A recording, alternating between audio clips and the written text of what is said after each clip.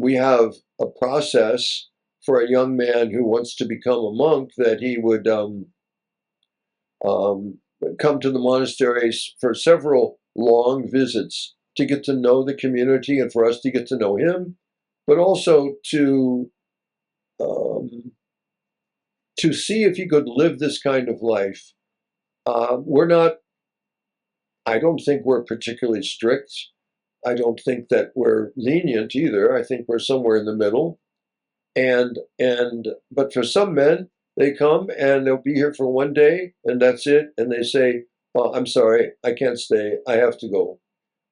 It's too much." Any kind of schedule, any kind of routine life is very difficult for them. So we get to know them that way. And then if they have a letter of recommendation from their pastor, then we will accept them for a 6-month candidacy. They wear secular clothes, but they do everything we do, and they live with us for 6 months. We found this to be very, very helpful, to give them a real taste of monastic life, but not make a commitment.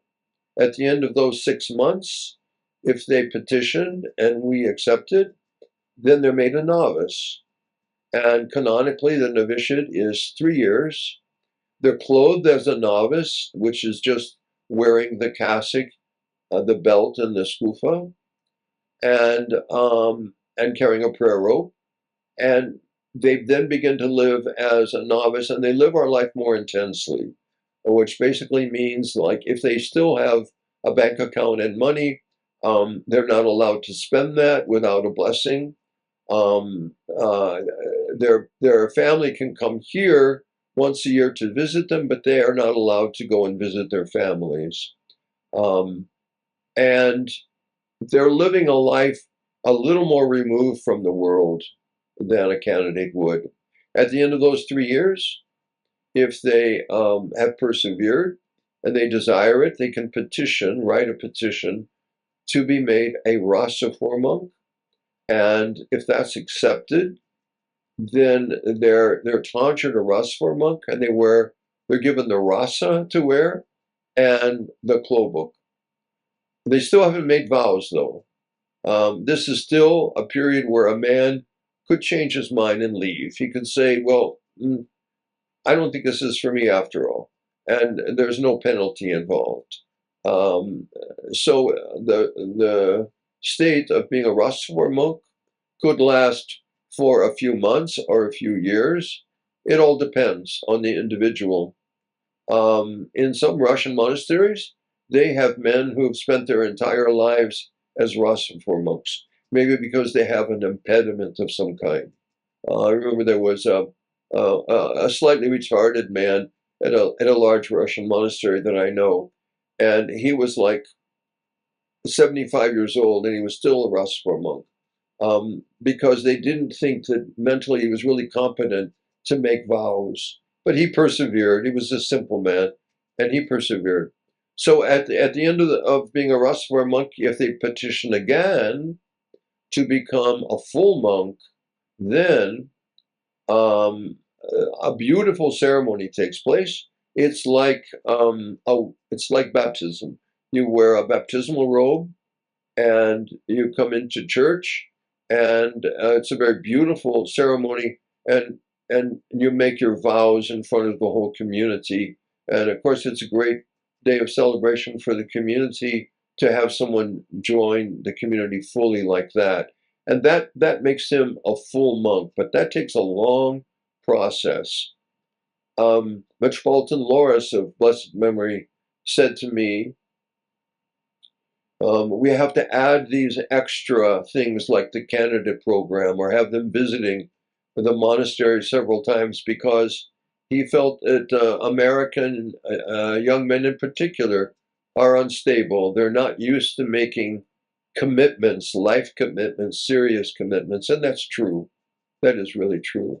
So that's the whole process that we go through. And during that time, these broken, damaged men that came to us, they're speaking with their spiritual father, usually for an hour, usually once a week, sometimes twice a week, about their issues and about the problems that they're having, the difficulties with adjusting. A lot of times for some young men who have had difficulties with their fathers at home, and that's very common, or the father is absent, building a trusting relationship with an abbot, which is me, as the main father figure, can be very difficult and very challenging for them. And that's something that we really have to talk through and work through. So all of these issues, they're all tied in together.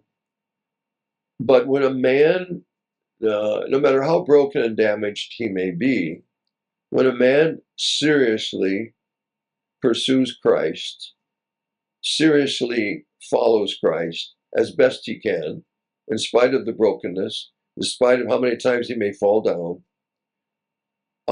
God's grace begins to come into his heart and begins to enlighten him and help him to see more of himself as he can bear it. Oftentimes,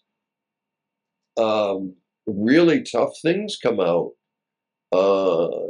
as a result of living a life of prayer and spending time in spiritual reading and having spiritual conferences with your spiritual father every week. A lot of things come out that maybe this young man wasn't even aware of.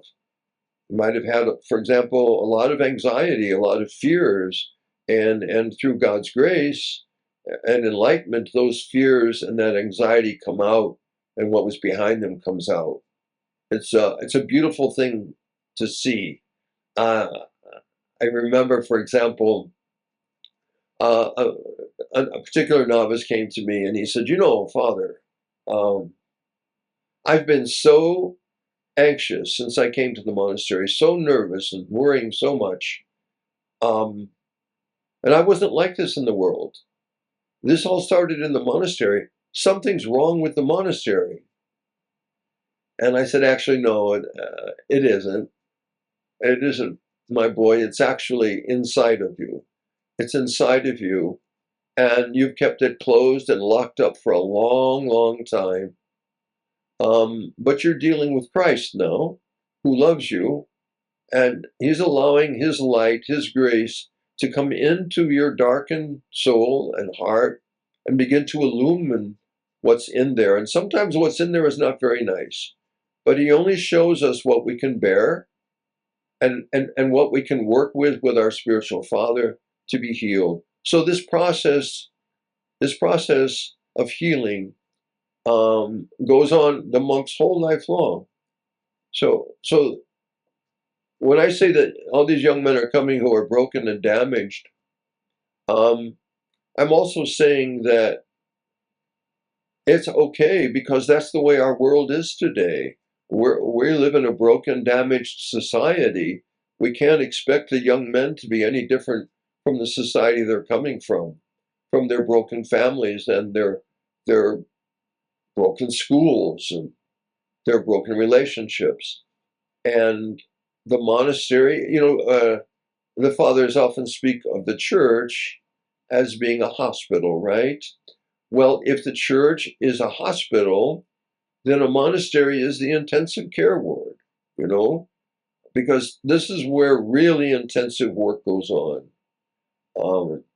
So a man who is broken from the world can actually experience real growth and real healing in the monastic life. Some people think that you become a monk because you want to hide from something, or you didn't have a successful relationship with women or something. That's just not true.